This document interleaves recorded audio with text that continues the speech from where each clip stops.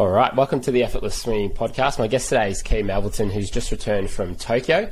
You recently placed 6th in the 800 and the 1500 freestyle. So first of all, welcome back, congratulations, and how are you feeling? Yeah, thank you. It's a bit weird. We were just talking before we started how you come from this big high of being at your best and you're in the Olympic Village, and I'm now sitting in quarantine in a little room and can go on my balcony, and that's about it. So it's a bit of a weird feeling, but it's good.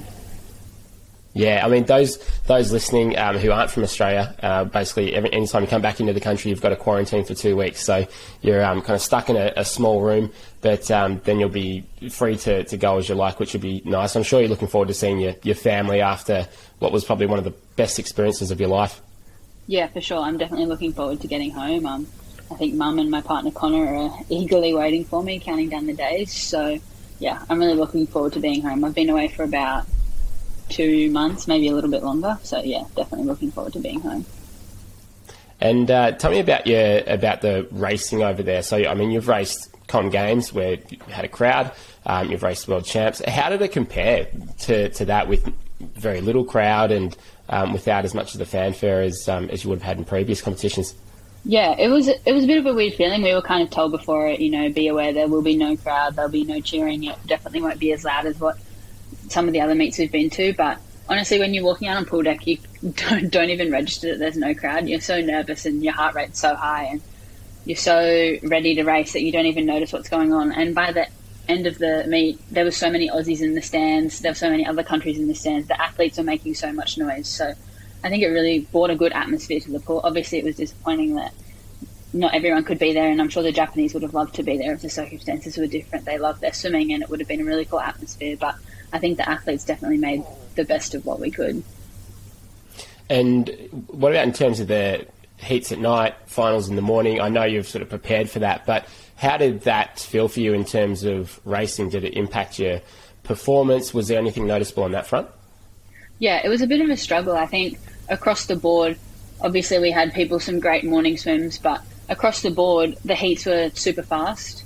It was taking really, really fast times to make the final. I know in my 8, I snuck into the final 7th, going 8:20 and 8:18, ended up getting a bronze in the final in the morning. So it was just really fast to get into those finals, and it really put the pressure on in the heats, which makes it quite difficult when you're a distance swimmer doing that 4 to 1500 and you have to be in that top 8. So yeah, it was really fast in the heats, and then in the finals you'd have maybe top 4 would go faster and then top 4 would end up going slower, just with that turnaround. But yeah, it definitely adds another element to it. We did practice it and we did train for it. Our nationals was like that. We did our heats at night and our finals in the morning, but it definitely impacts it. But yeah, I mean, it just made the heat super fast at night. It just made it a lot harder to get into the finals. It was amazing watching the heats, because especially those events, even the ones that had semis as well, they were going so quick to make to qualify for the semis, that it's just like, wow, this is almost like a final with how quick they're going. And obviously no one wanted to miss out, and so they're all just going for it every single race. And it seemed really challenging to be able to build your swims where you progressively get faster. I mean, we saw a couple of people do it. I think Kaylee was able to maybe do it in the 100 backstroke, but it looked very challenging to do for most people. Yeah, I don't think you realise at night you just get up and you swim fast anyway.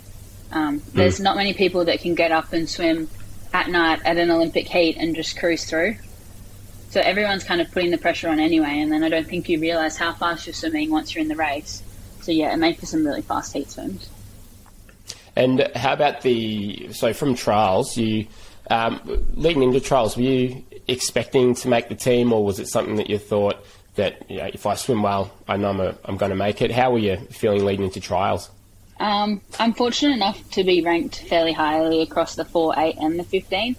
So I had a few shots at making the team. There's so many girls that I'm competing against to make the team.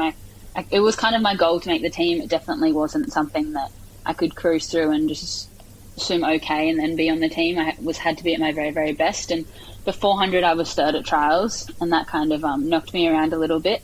It was a PB, but to just miss the team on the first day, I had to get my head back in the game. And then obviously 1500, that was a tight race the whole way, and I just managed to get my hand on the wall before the other girl next to me and qualified in the 15.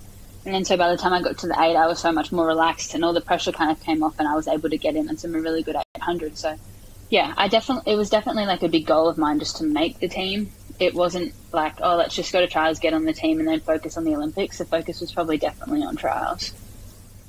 And then, was it 4 or 6 weeks in between trials and Olympics? It was about 5 weeks, I think. So I had about a week at home, yeah. A week at home, and then we got shipped up to Cairns. That's right. And how was that preparing again? Do you prefer having a bigger gap in between, where we used to have like a couple of months between trials and then Olympics? What do you think you're better suited to? I think I've swum well off both. I had a bit of trouble with this 5-week turnaround at Worlds in 2019.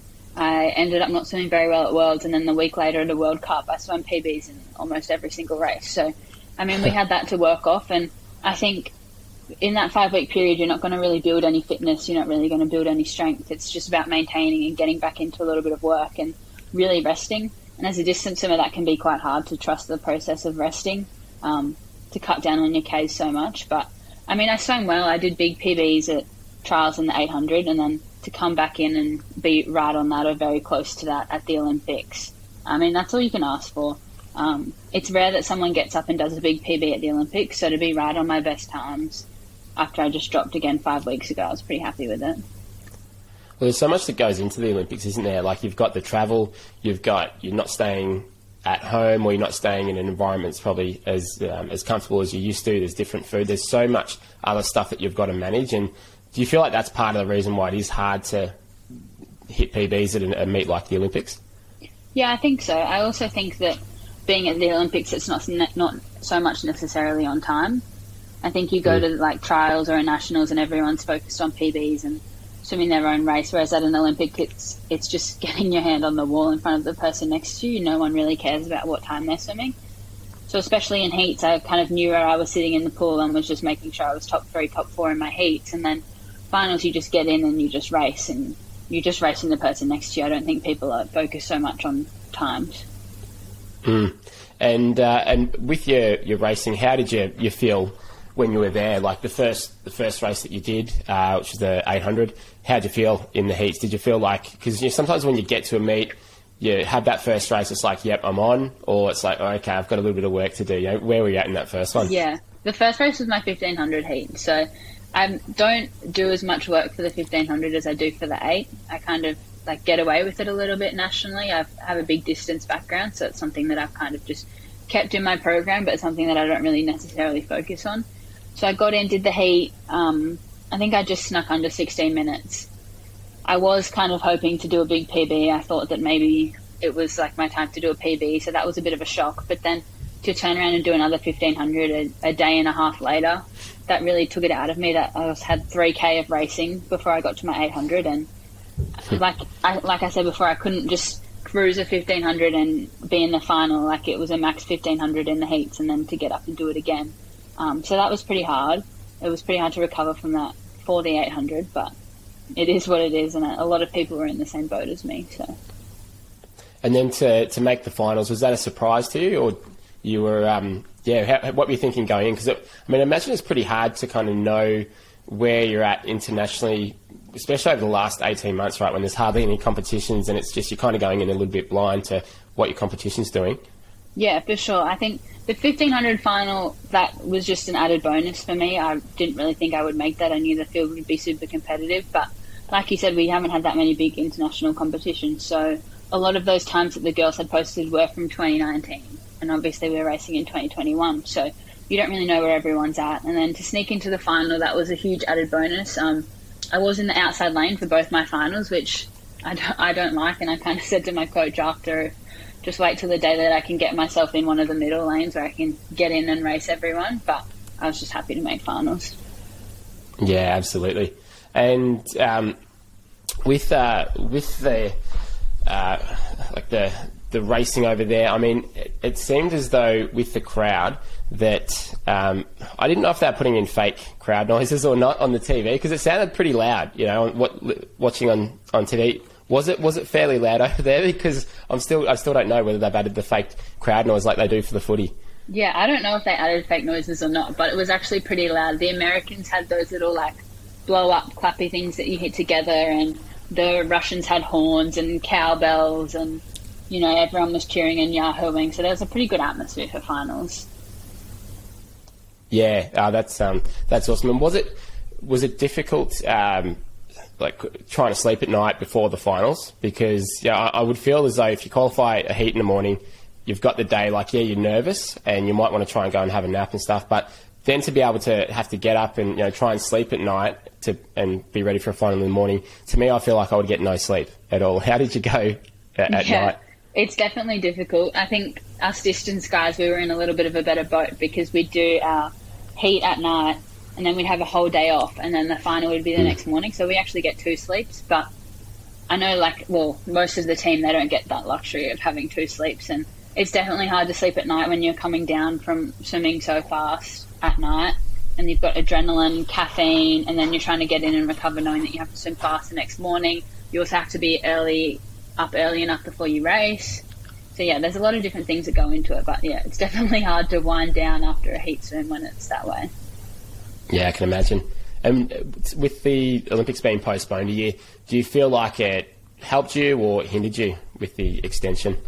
I think I was in a very good spot in 2019 and start of 2020. I mean, I was training well and I was producing good times, but I think the delaying of it might have actually helped me. I think I got a bit more of a confidence boost and a bit more of motivation to get back in and train. I put in all this hard work during quarantine, and I kind of thought, well, like I've got to do this for a reason. I have to have something that motivates me, and making the team was definitely that. And I think doing all those extra things, those dryland stuff and running and extra gym, I think it definitely paid off in the long run for sure.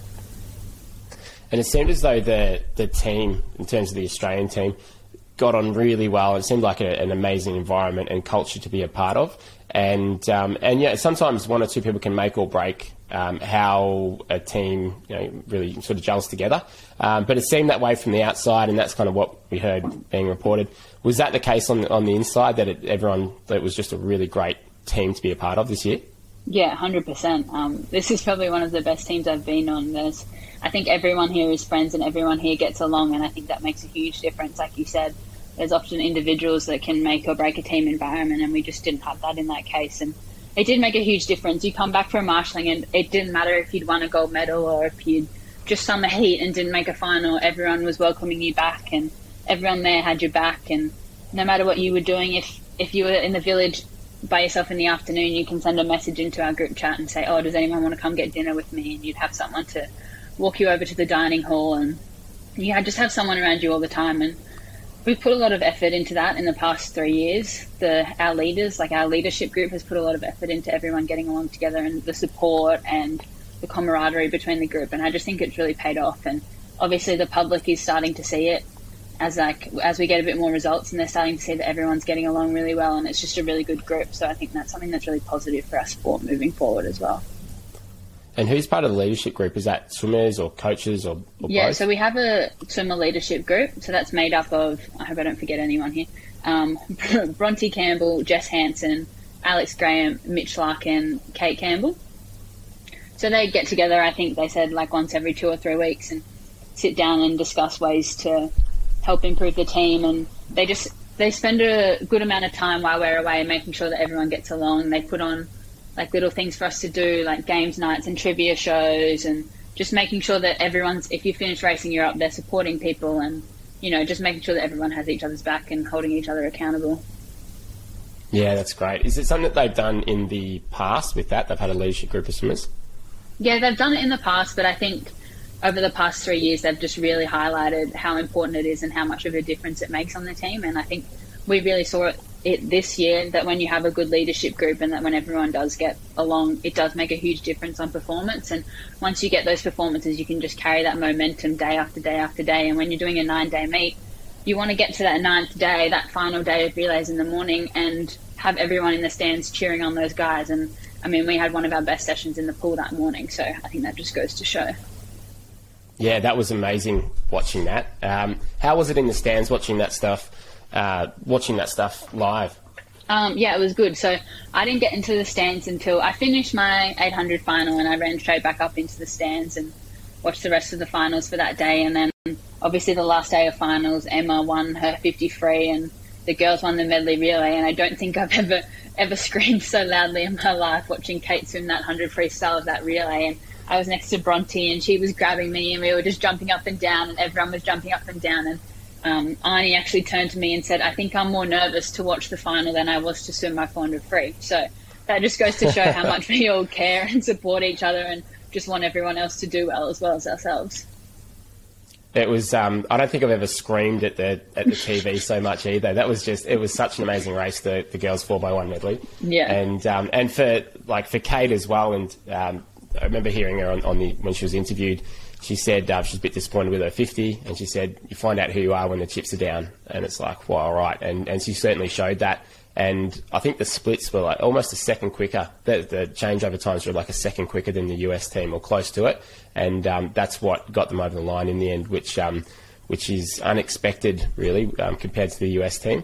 But just the grit and determination that she showed in that last 50 was incredible to watch. And I think there's quite a few races actually over the course of over the 9 days that you'd look. It's very hard to put one over the other. There were so many great swims like that from the Aussies. Yeah, for sure. And I think that just kind of summed up the Aussies in this whole meet, you know. Like Kate came off the back of a disappointing 50 and then got in and did the 100 of her life and got those girls across the line. And I think that happened a lot during the meet. MC Bomb got an individual medal in her fourth Olympics and then stood on the podium and handed the gold medal to Kaylee, and I think that just goes to show what our team's like. Zach Stolty Cook swimming over everyone on the last 50 of the 200 breaststroke. I think it just showed what Aussies are like in the pool, and it was just a really good meet for everyone. Yeah, totally. And in terms of your training, so just a general overview of what a typical week would look like for you. What is it? How many swims? How many Ks you're usually doing, and dry land and that kind of stuff? Yeah, so I'm 10 swim sessions a week, so they're usually like 2, maybe 2.5 hours. I rarely go over 70k a week these days. I used to do a lot more when I was younger, but we've kind of pulled it back a bit as I focus a bit more on my speed stuff. So 70 is about my max. I'd usually hover between 60 to 65k a week. I'm in the gym 3 times a week, spin once or twice a week, a circuit once a week. Yeah, it ends up being a pretty big training week, but when you're a distance swimmer, that's just how it is. Yeah, that's exactly right. It's really funny actually watching like with the distance guys and middle distance swimmers. It's like, you know, you're really there, and it's a full on swim. And then I was watching the 50s on the last day, and like watching some of the specialists. Like you've got Bruno, and you've got Crow de Jojo, and some of those just 50 specialists. That's all they do. It's like as a middle to long distance swim myself, it's just, I could not imagine just going to the pool for 21 seconds and that's it, and that's all you train for. It was funny watching that, you know, compared to what you guys do.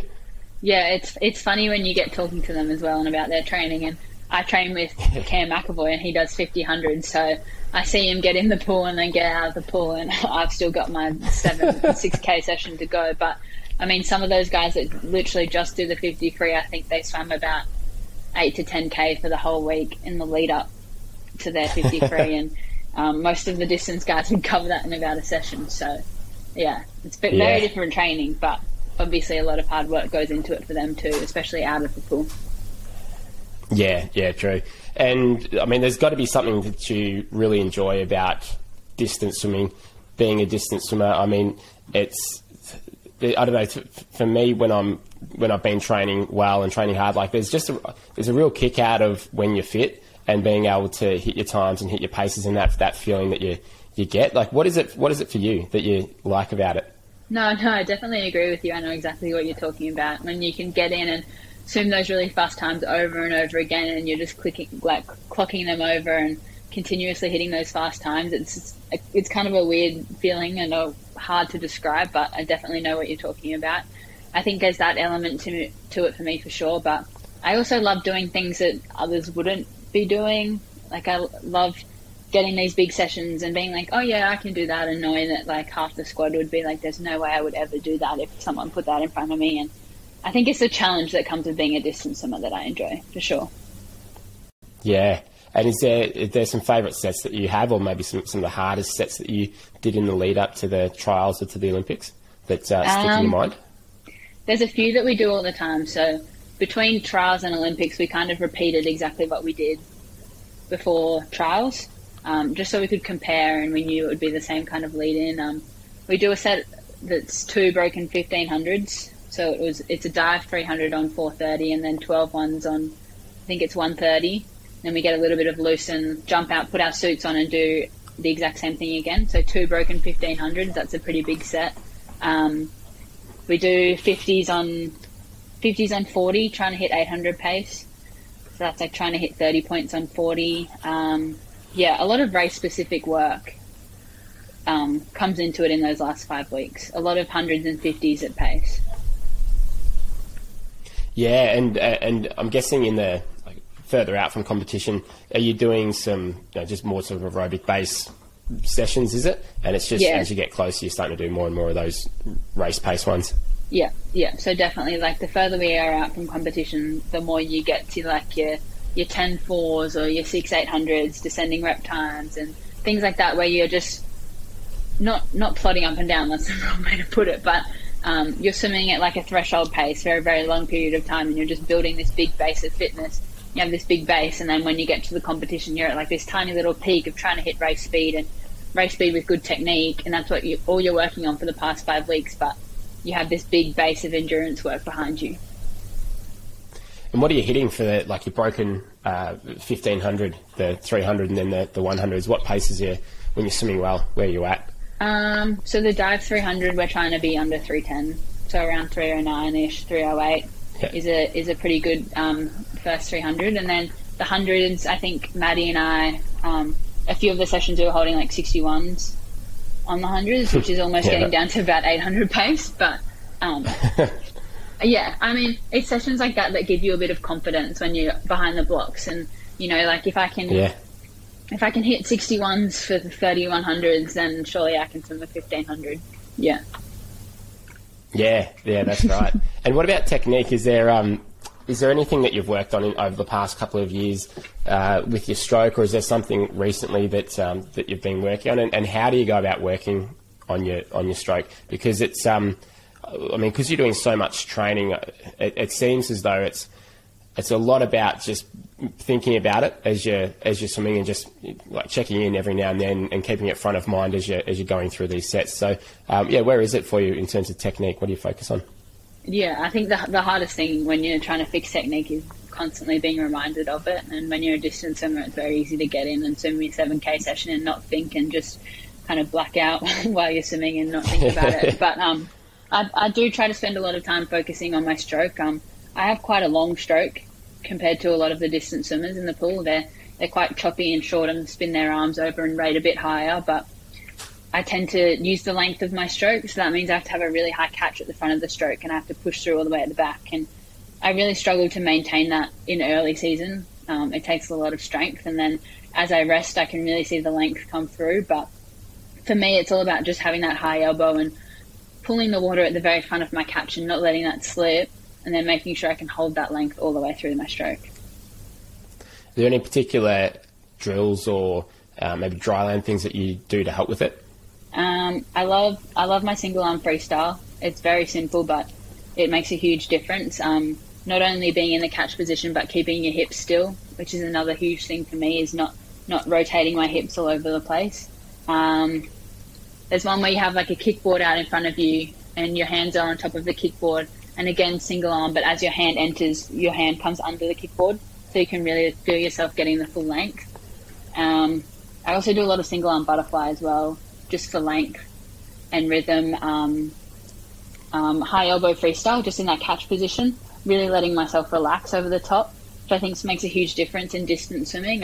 If you can be relaxed when you're coming over the water, then you can use all this energy to pull, and you're not wasting any extra energy. Yeah, so that last one, you're kicking on the side, you bring your arm through. Yeah, so it's just a normal freestyle stroke. Just a normal freestyle stroke, and then you're pausing in that catch position with your elbow up as high as you can, just letting yourself recover and relax, and then flinging your arm forward. But it's just all about being relaxed in that recovery and as relaxed as possible. And then as soon as your hand hits the water for that catch, you're ready to go again. Yeah, that's good. It's something that, I work a lot with adults who have maybe been swimming for 1 or 2 years, and what we often see is they're very tense over the top, and so it's good to get them to, it's called recovery because you want to be relaxed and recovering over the top of the water. So with the hand and forearm, if you can just sort of switch that off and keep it loose, it can help you apply the power where it's actually necessary, which is under the water. So it's good to hear that. And I think with that kickboard drill you're talking about as well, with adults that we work with, often they're very short, like they don't almost like rotate forwards. They just sort of pull straight through. So if you can get that length out the front, it makes a big difference. But I think the tendency is there to just want to enter the water and pull straight through because they think you've got to get straight into the propulsive part, but you actually need that length out the front like you were talking about. Yeah, for sure. One of the coaches says that tension is the enemy of fast swimming. So it's all about being relaxed and swimming fast. And like you said, with that kickboard drill, that just gives you a chance to really reach your arm out in front of you and make sure it goes all the way under the kickboard before you pull, and you realise how much length you're missing out in the front if you're just pulling straight down. I like that. The tension is the enemy of fast swimming, as you say. So it's so true in like every sport, isn't it? It's like it's that very fine balance between like exerting yourself and working hard but being able to stay relaxed as you do it. And I think that's sort of going back to what we were talking about earlier about one of the appeals of, say, distance swimming.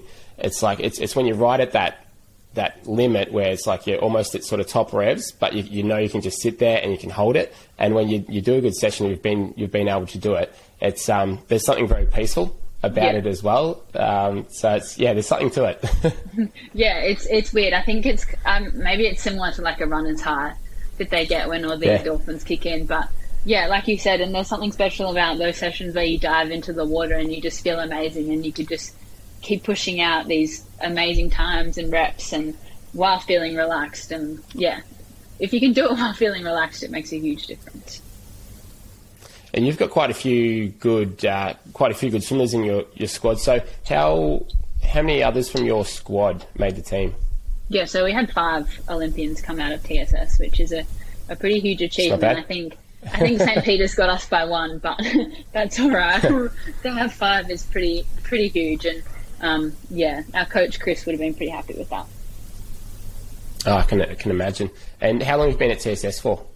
So I have been swimming at TSS since I was about 9 or 10 years old. I'm now 24, so it's been a very long time, and I've moved up through the coaches there, and it's been a great club for me, and I've really developed as a swimmer there. And Chris, I was there swimming as a youngster in the 25 metre pool, and Chris had his British boys over.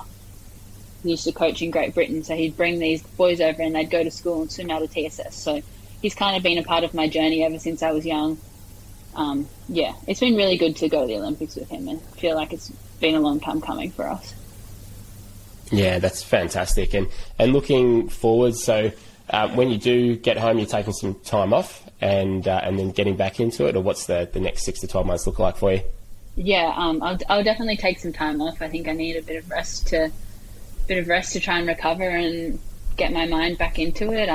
I know we have 2 weeks off here in quarantine, but that's not quite the break that I want. So I'll have some time off and see family and friends, and maybe go have a long weekend somewhere. I haven't planned anything yet, but I would be definitely having some time off, and then it's straight back into hard work. I think World Championships trials are in April, so we don't really have that much time.